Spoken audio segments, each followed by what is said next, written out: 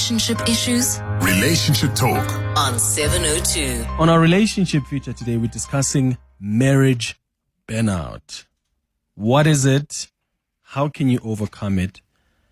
Marital burnout is more than just the occasional conflict, but that persistent feeling, you could argue, of being drained. Maybe you're feeling disconnected in your marriage. You're feeling overwhelmed by the demands of that relationship, of that marriage. And that's beginning to worry you because you probably don't feel like there's a way out. Have you felt like you are experiencing marriage burnout? And what shape has that taken for you? And what's influenced it? I'd like you to share your experiences with us on 011-883-0702. Are you emotionally exhausted and feel detached from your marriage or your relationship? The WhatsApp line is 072-702-1702. Dudu Nhlabathi-Madonsela is a relationship coach who's with us in studio. He's going to guide us through this conversation. Dudu, thank you for making time. Welcome back to the show. How are you? I'm okay. Is it raining outside? No, not yet, but it's not that cold. Is it going to rain? I hope. I mean, I just did my garden and, it wasn't cheap. So I need those plants to survive. Yeah, I want to binge watch trash TV. Oh, no. You know what I'm going to look for? I'm going to look for Real Housewives of Atlanta. Oh, no. The 2007, the old one. I'm judging you on many levels. I just feel like that, and I want rain, and I just watch trash TV. That's what I plan to do. Thank you so much for making time. First of all, let's start with defining what marriage burnout is, because some people will feel like, we're fighting a lot, and therefore get burnout. Mm-hmm. What exactly is it? A marriage counselor once said to me, she said, when people are at a stage in the relationship where they need to grow to the next level, they find themselves arguing over the same things and feeling like, we've been arguing and there's no resolution for this particular matter. But the thing is, it's like it requires them to grow, and it's either grow to the next level or grow and exit the relationship. But they actually do not know how to take the next step. And a lot of time, the growth that is required is growing to the next level. And I think people also don't understand what contributes to the marriage burnout. And most of the time they think it's because the spark has, It's faded. Yeah. Or, something has fundamentally changed in this relationship. But there's so many contributing factors. And I think once people understand what contributes to that and how can you overcome that, I think a lot of relationships could be saved. Yeah. And I mean, marriage is a partnership, and it, as you say, it requires that constant effort, constant communication, mutual understanding. I just find that sometimes as human beings, even just generally in relationships, we are not brave enough to grow to that next step. Because it's also so difficult. It is very, very difficult. So you have to understand whether you subscribe to the school of thought, psychology that says human beings change every 7 years, or the school of thought. So if I'm married to you for 40 years or 20 or 30 years, that means I've dated different. I always say this to my husband: to do your girlfriend and to do your wife are two different people.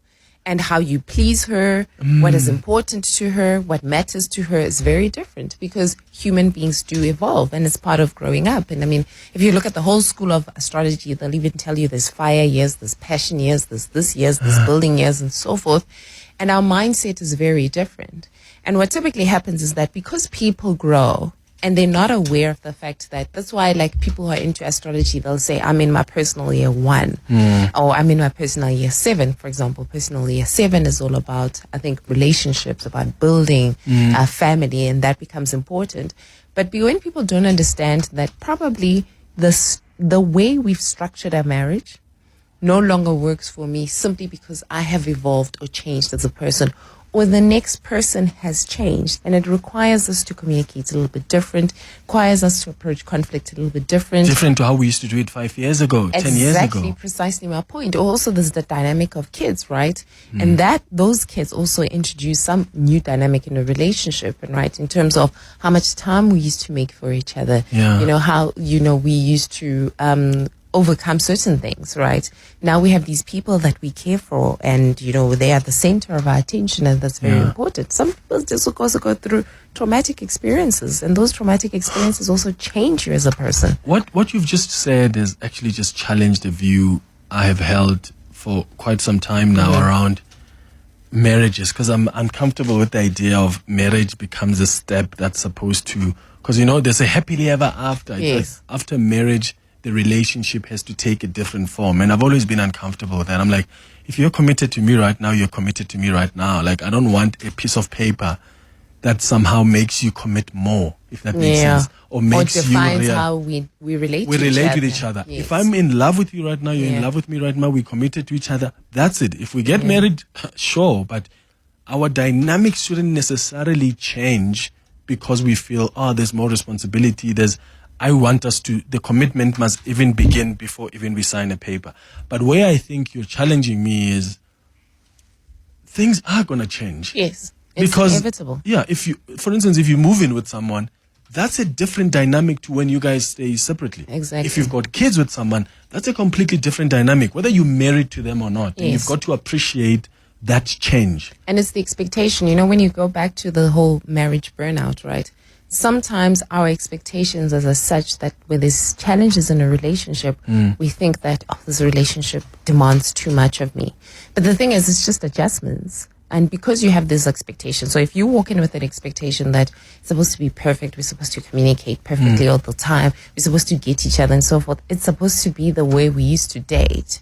The minute you walk in and there's now other dynamics, your wife didn't sleep. So, for example, there's another stat that's emerging that a lot of women divorce their husbands during menopause years. And I always say, Rakhadi, maybe you don't need to divorce that man. You just need hormone replacement therapy, right? But, if you have this expectation that, like, for example, I'm a perimenopausal woman. I don't know how my husband is dealing, but good luck to him and Poor husband. and everything that comes with it, right? You are And- in our thoughts, husband, in this difficult time. Exactly.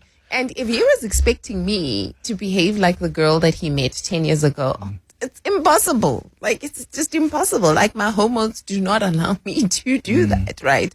And before even I went on hormone replacement therapy, I was highly irritable. I was highly this and so forth and whatever.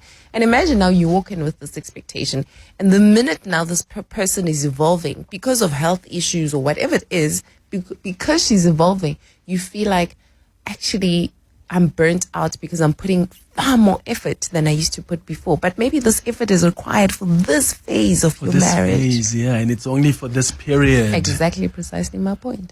So then what justifies walking away as a result of burnout? Like, how much marriage or relationship burnout is just enough? Or is that subjective? Do you know what? First, there needs to be an awareness. One, an awareness that what the burnout that you're experiencing is because of these issues. Because if you have no awareness, then you don't know what to solve for. Then you have to try and solve for what you're solving for. So a lot of women would say, they'll try and address these issues. So, for example, let's say, you're with a hard-headed person who the idea of, you're menopausing, then I need a second wife, right? Or I need a 2000 to entertain me. That person's not trying to solve for the relationship, right? Or if you're saying, okay, let's go to therapy, or let's say a simple thing as let's get an au pair. Like, I have too much on my plate, and the person believes that I'm a traditional man and you're a traditional woman, and this thing of getting help does not work because then you're not showing up for my kids the way I want you to show up. So once there's an awareness and then you try to address it and there's resistance to addressing it by one of the parties, then that's when you have to think about, this relationship might turn out to be toxic. Is this something that I want to carry on with? So if you experience that burnout, so how do we differentiate between burnout and like the normal ups and downs of relationships? So it's constant fighting and over the same thing. issues. Okay. And you feel like you cannot resolve them, and the other person doesn't hear you. No matter how much you try to communicate, no matter how much you adjust your communication style, but you feel like the other person just does not get you, and the person also feels the same frustration about you. And that's when Or maybe you are not getting yourself. Exactly. And actually, that's a very good point. Sometimes you're not. Yeah. Like I said, before my hormone replacement therapy, I was a tyrant at home because I wasn't getting myself. I wasn't understanding what was happening to me, right? And sometimes you just need, like I always say, when you get to that point, it's almost like stalemate. You need an outsider to intervene, be it that outsider is a doctor or a psychologist or a marriage counselor.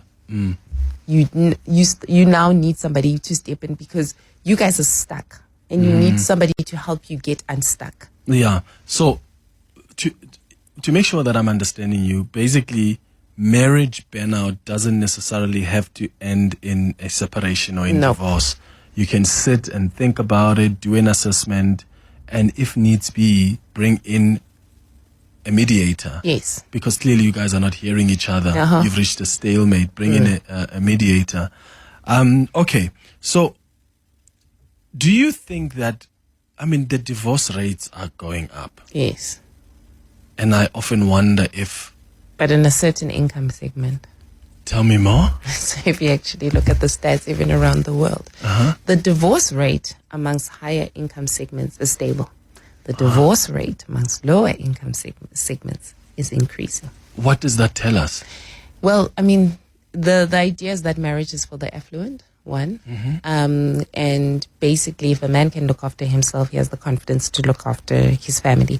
But also what you're finding that affluent people usually meet each other in the spaces that they occupy. They usually meet in university, they meet in corporate, at a certain level of maybe income levels and so forth.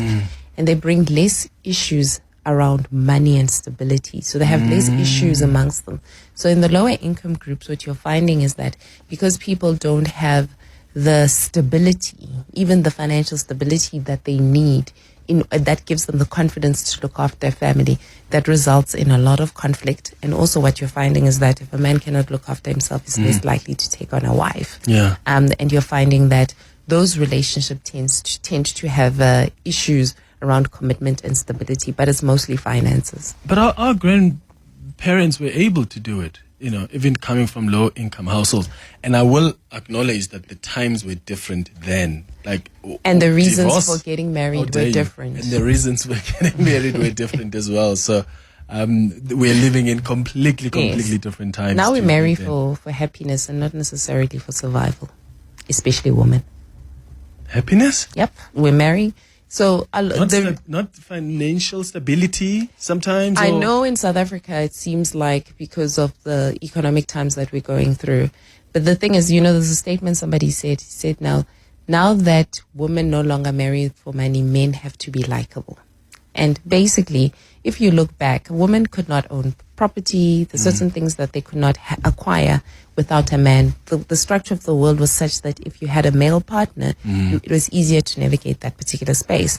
Now it's immaterial whether you have a male partner or not. You can still prosper as a woman economically. So when you're choosing a male or you're deciding whether you want to stay in a relationship, now they call them gray divorces, right? Where a lot of people with gray hair are not considering divorce. And if you look at it, they've stabilized their lives. I no longer need economic security in order to be with somebody. Then I start looking at a person whether I like them. I apply a different set of standards than I did when I was making the decision out of economic survival. I have heard of, I've seen a few women who have said, I do want to marry someone who is financially stable, who can take care of me. Yes. But it's no longer the only measure of whether somebody... So, I always say that, if women want to... And I'm not gold digger's tendencies, but if you want a resourceful man, date within the pool or play within the pool of those resourceful men, but find love within that pool. Do you get what I mean? So you have a standard, you're like, okay, I want him to be able to look after himself, to, he's not going to be a financial burden to me. Whether we do 50-50 or he looks after me, it doesn't matter. You can have that standard where you look within that pool, but within that pool, if you have 100 men that meet that standard, find love within that pool. I don't know if you get what I mean. Some men feel the pressure, and I think this is where marriage burnout also affects them. It's just that burden of responsibility. Because there are some men who just feel like there's so much pressure placed on me to provide, to protect. I've got so many responsibilities, and at what point do I breathe and actually be in love and be happy? When I was doing my MBA, if I could do a thesis on that topic, I would have chosen that topic as part of my thesis. There's so many factors, especially in the South African context. One, you have a female that has been brought up to say that so a man needs to be resourceful, right? So you've conditioned that child. And it's hard now to erase that conditioning when somebody's 35 and they are choosing a husband. That's number one. Number two, we're also going through tough economic times, and there's also income inequality. As much as in South Africa, yes, the female's more likely to get the job over the male, but there's still a lot of income inequality. And it's throughout the world, women tend to earn less than men, right? So also and then women take on responsibilities in the marriage, nurturing responsibilities that also delay their career prospects, right? So even the ability to command a certain, even if they started their career at the same time, but the man is more likely to earn more than the female, and simply because when she goes on maternity leave, she takes a step back from her career. It can take them up to 2 years for them to recover and, to get into the momentum of growing again and so forth. So when a woman, when a lot of men are saying, we are experiencing a lot of the burden of saying that we must look after our family, is because you have somebody that, one, has the expectation that you should be able to look after the family, and number two, cannot command as much income as they desire to command, right? And I'm keeping the family together. I'm making sure that, there's stability, you come home to a warm home. So the expectation is that when you run, you should run because you have less things that you're carrying, more than I'm carrying, less than what I'm carrying. So you should be able to run. So that's that expectation. But I also think there's pop culture, whereby now the narrative on social media is indoda must. And I think that because also of tough economic times, whereby when people cannot look after themselves and there's income inequality, then they tend to look at somebody else to save them. And there's a lot of women out there who have this entitled mentality, not even a desire anymore, entitled mentality that indoda must. And so what you're finding as the natural need because of circumstances and also the evolution because of a toxic culture that's been introduced into the market, you're finding a blend of these two things. And a lot of men are now experiencing that pressure to perform and to show up in a certain way. And especially in the economic conditions that we find ourselves in, where a lot of men cannot also command the type of income that they would desire, that can cause a lot of for all problems sorts in of the reasons. relationship. And I mean, I find that even some women who are able to hold their own, you still go on to say, oh no, I do want a man who, he must get the house. But you get judged. He must get... You see, Clement, as a female, when you bring a boy home, the first thing they actually want to see is the fact that can he stand on his own? So and I'm not trying to defend women here, but I understand. If, let's, for example, I come from a home where my dad said, you cannot bring an uneducated boy home, right? Basically, my dad was trying to say in a nice way, you cannot bring a man who cannot look after himself home, right? So as I was dating throughout, if the day I was ready to introduce somebody to my family, the pressure was that I can't just introduce a deadbeat, right? And it's the expectation. So when we move around and when we date, and you don't know if the next guy you're going to date is going to be your husband or not, and so forth. So because you've been conditioned in that certain way, and also the pressure, because when you go to your aunts, oh, I met a guy, oh, what does he do? And that's the first question. Yes. But you see, and that's where I'm coming from, that we talk about pressure and burnout, but I feel that sometimes we're not focusing a lot also on the men who feel the burnout. And sometimes the burnout is just from the pressure. Yes. Like some men are considering ending their lives sometimes because they just can't. And unfortunately, because of how we socialize, once you're unable to provide, you lose a job. These are tough economic times. They don't you don't choose the gender you are. Exactly. You lose a job, you lose your dignity. Yes. Sometimes you lose your respect in the home. Yes. You hear how women will talk to their husbands or their boyfriends who have lost jobs. It's but almost can I like play you're devil's nobody. advocate? So there's a lot of women whereby they were with somebody who either lost their job or who earned less than them, and they'll say, I'll never go back. Then you ask them why. And it's also because of the way men are socialized, right? Men, the minute a woman looks after them, they no longer see you as a romantic partner, they see you as a mother, right? And the minute he's able to stand on his feet, or sometimes they even cheat with the resources that you give them on somebody who's going to make them feel like a hero, because they've been socialized to feel like a hero. So as much as we see both... We are socialized to feel like heroes. Exactly. That's it. So as much as you see both genders behaving like this, if you really, really wanted to address this, you have to address it at its roots, right? And the roots are very complex because also some of these things are embedded in our culture. Some of them are embedded in how we raise men, and we say this is the identity of a man. So as much as we can talk about it here, but unless as a collective we decide that we're going to raise our kids a little bit differently, we're going to always have these issues. Let's redefine this entire thing. I think we still have an opportunity to do that. Okay, there are some WhatsApp voice notes coming through, some calls as well. We're having a conversation this morning about marriage burnout, or maybe for you it's relationship burnout. Because yes, relationships or marriages, they'll begin with so much love, there's a lot of enthusiasm, but then over time, various stresses can lead to marital burnout. That state of emotional exhaustion, detachment and frustration within a marriage, and maybe for you it feels differently, but you do feel like I'm at a stalemate here. Like I'm at a crossroad. I feel like there's no way out. What's causing that for you? And do you think there's a possibility you can overcome that? Share your experiences with us on 011-883-0702.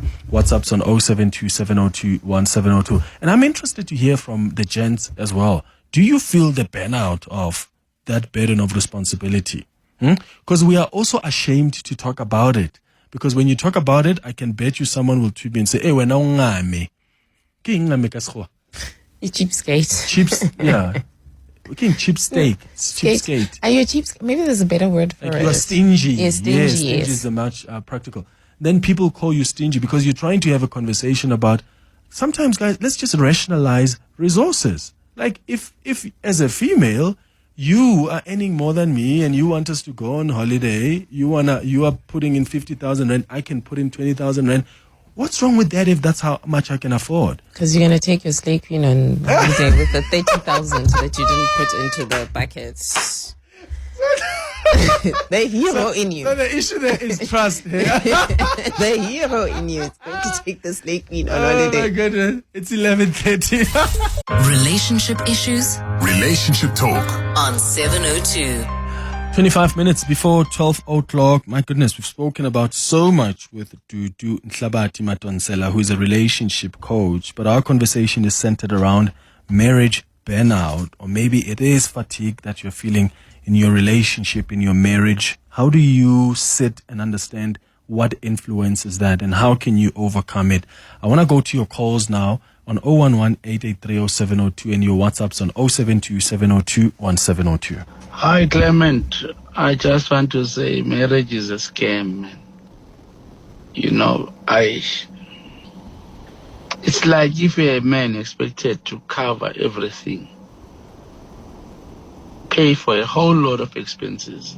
Because if a woman pays for you, there's this notion, like, you're not a good man enough.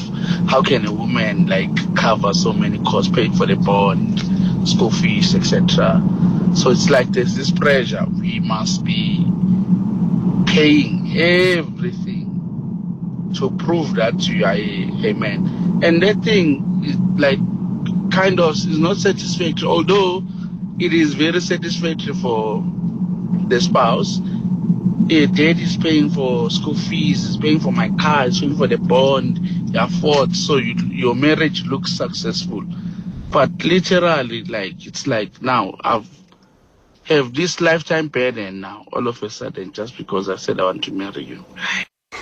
Good morning, Clement, and to your guest. What a very, very interesting topic. My experience has been like this. I married a very headstrong woman, bless her.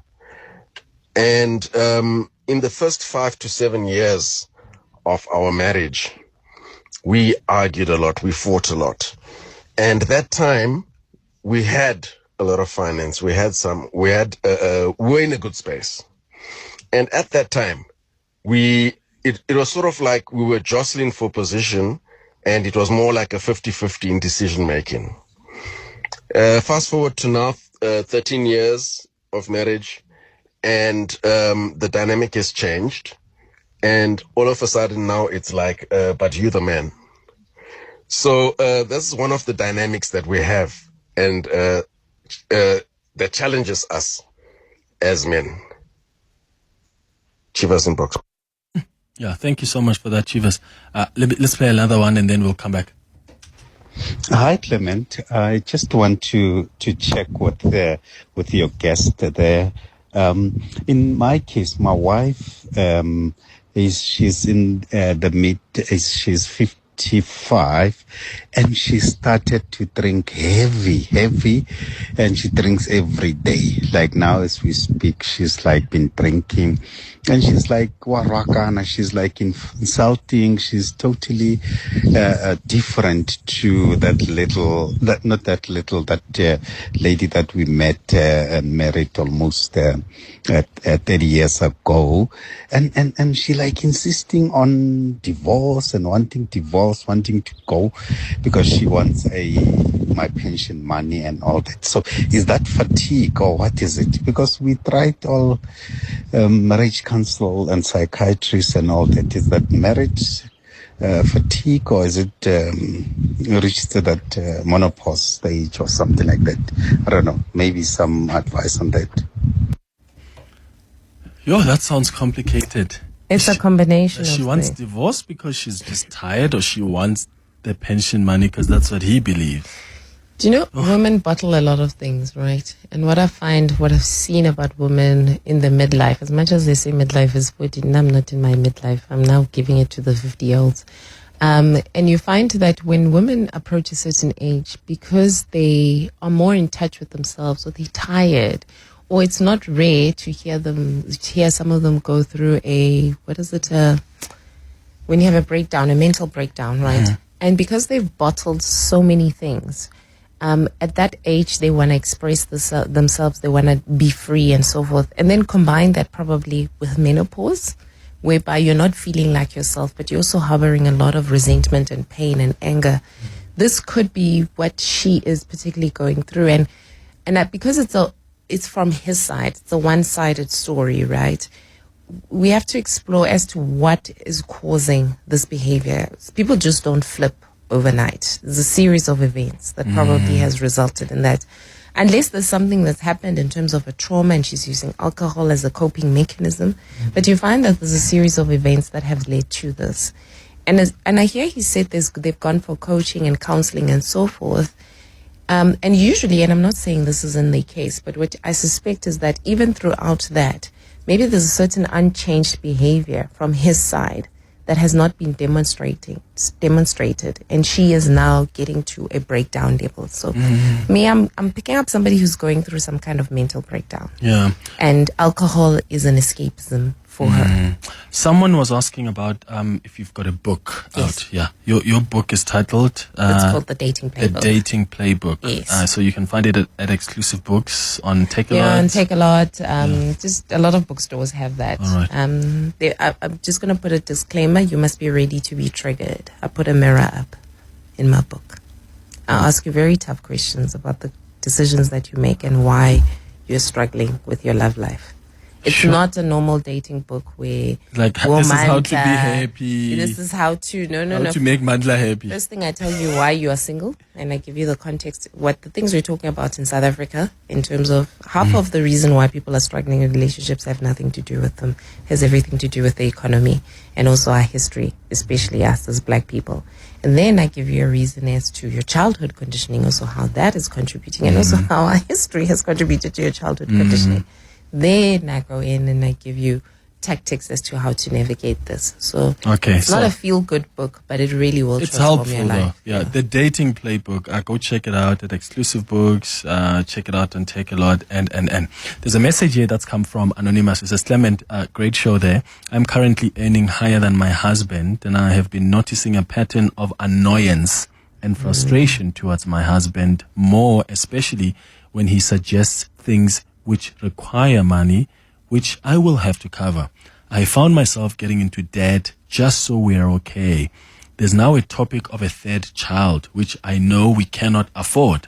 I'm not sure if I'm slowly getting marriage fatigued. I love my partner, but I do not like what I'm slowly becoming. Please, can you advise? It's a message from Anonymous. Yeah, so there's two parts where she's saying that, and I'm not sure if she's saying she's getting annoyed or the husband She's is getting annoyed because he Okay. keeps on suggesting things that she must now pay for. He now wants a third child, another child. Yeah, I And think she says we can't even afford that. Yeah, I think they need to really have a deep conversation, because this is a person who is desiring or making things from their context, from their what their ideal is. Sometimes, we walk into relationships and we have this ideal: I want a perfect family, I want 3 kids, they must happen by a certain time and so forth. But if you look at the relationship itself, the relationship does not accommodate for all these desires that you have. And it's a real conversation that they need to have, because if they don't have this conversation, she's going to resent this guy. And at some point, there's going to be finger pointing, and it might go too far to a point where they would want to split. Another one says, "Hi Clement, allow me to remain anonymous. I'm 45, male, been married for 18 years. You're touching on an issue that's currently affecting me. As I'm speaking to you now, I feel financially burdened, and my wife is always busy attending to her family's interests while I do the work and support the family and even her family sometimes. I feel like I'm getting nothing from this relationship. She doesn't know, but I'm planning to move out by early December. Yo. And I don't want to cause issues now because she's busy tendering to her family gathering plans. She's been away for 2 weeks, but I'm here. It's hard, but I've made up my mind." Oh, that's so sad. I'm sorry to hear that. Yeah. But also I'm like, you're going to move out in December and the conversation hasn't taken place? Yeah, the strange things happen. But I want to actually use this opportunity, his story, as a teaching opportunity. You see, the way you start a relationship is how the expectations that's going to be set. So a lot of men walk into relationships and they want to be heroes.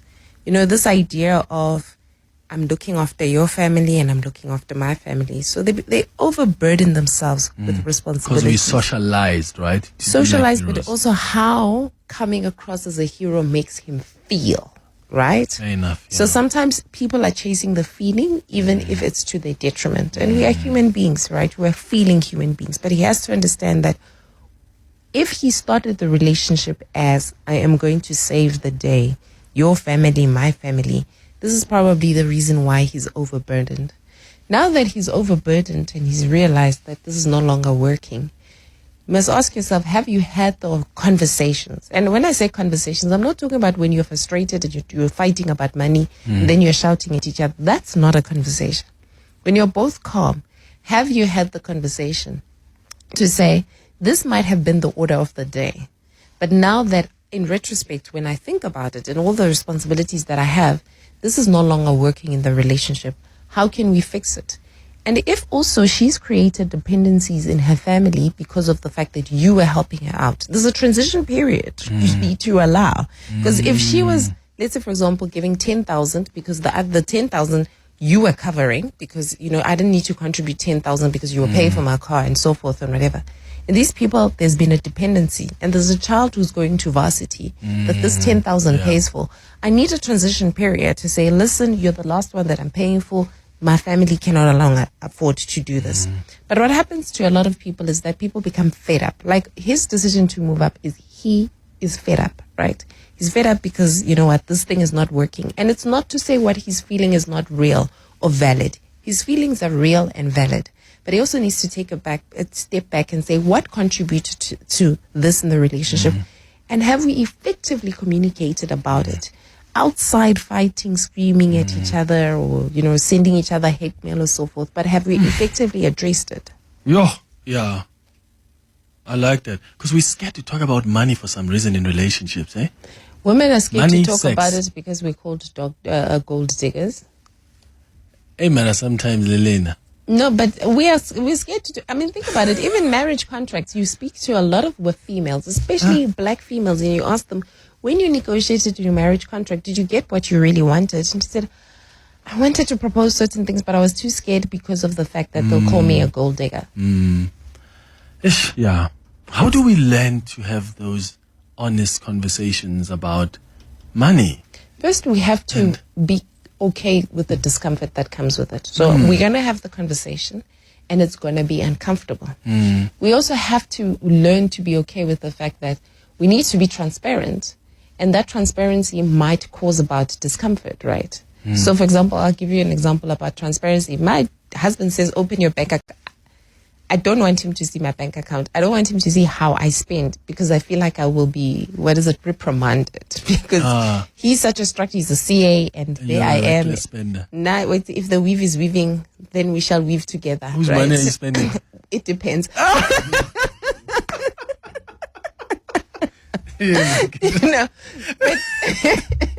But we have to know that it's an uncomfortable conversation. Yeah. A lot of people don't come from homes where they spoke about money, where it was not a table conversation.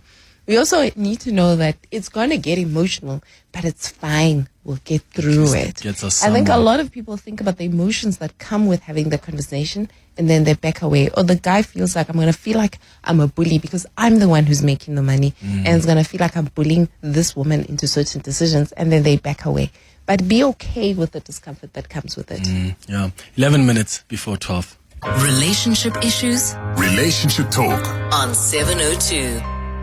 8 minutes before 12 o'clock. There's a fascinating WhatsApp message that came through from Anonymous who says, "Hi Clement, this conversation is deep and giving me so much perspective, having been in this relationship for 24 years, 13 married. But 24 years in total. Meeting each other in the same spaces hits home. Yes. How does that same spaces view affect a working or not working couples?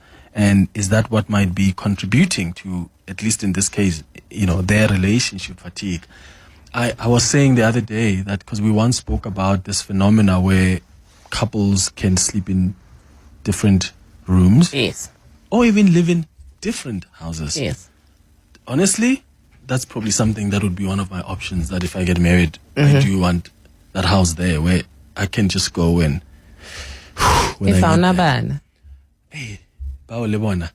So, I once said on air that I wish if I have kids, I would like to rent them out when I'm tired of them. And I was told that's not an option.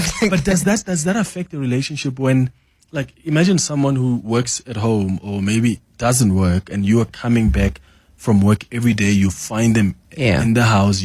It's the same thing every single day. Could something like that contribute to fatigue or burnout?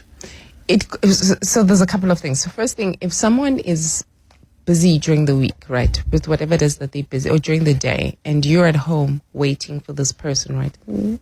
Stay-at-home moms are busy. They have other things. Yeah. But sometimes people think that because I'm having these conversations about the economy and where the country's going, and I come home, you're telling me about other class mummies and WhatsApp groups and who lost a shoe and so forth, that maybe intellectually we're not meeting each other at the same level anymore and we have nothing in common. And I think that usually comes from the lack of appreciation of the fact that this person is in a different space, and in that space they're in, be it at home, they are being productive from that perspective. Yeah. But what I also learned, there was a time where I was a stay-at-home mom. And the reason why I went back to work was because I started micromanaging my husband and my family. Because I had no other projects except for them, right? Yeah. And that can be very, very frustrating to somebody who comes home and they had a busy day. And now how can I get A, B, C, D, E? Because I've been waiting for you for the whole day because you're my project, right? So that also can bring about a bit of tension. But those things are easily solvable. That's not something that, unless there's a deeper issue, those things are easily solvable. It's about appreciating another person's perspective. And I think most of the time, we're so concerned about you make me feel, I see the world in a certain way. But that you don't take a step back and say, let me appreciate where this person comes from and how can I receive them with care. Yeah. Another one says, Clement, 40 years in this marriage. He's 70. I'm 66. On my side, the marriage has faded. I'm stuck, out of love, in his late 50s and 60s. He didn't have time for me, running around with lots of women. Now he's sick and semi-blind. He wants to fall in love with me. It's too late. I won't leave him, but I'm just exhausted. She's a scorned woman, but unfortunately she's making the decision to stay. And that man's not going to go anyway, right? Why would he leave, right? I mean, you are her comfort. You make sense to him. You look after him now. And you've stayed throughout the years. But unfortunately, as much as, yes, I understand that because she's a scorned woman, it's very hard to have affection towards this man. But like she said, she's making the decision to stay. Yeah. So some of the annoyance that comes with staying, she needs to be able to handle it and stomach it. Yeah. Dudu Nhlabathi-Madonsela, thank you so much for guiding us through this conversation. A reminder once again, because a lot of you are asking about her book, The Dating Playbook. That's the title of the book, The Dating Playbook. You can check it out at Exclusive Books. Thank you so much for making time. Thank you. I want us to talk about the grey divorce, which you mentioned earlier on. Yes. The next time when we speak. 4 minutes before 12.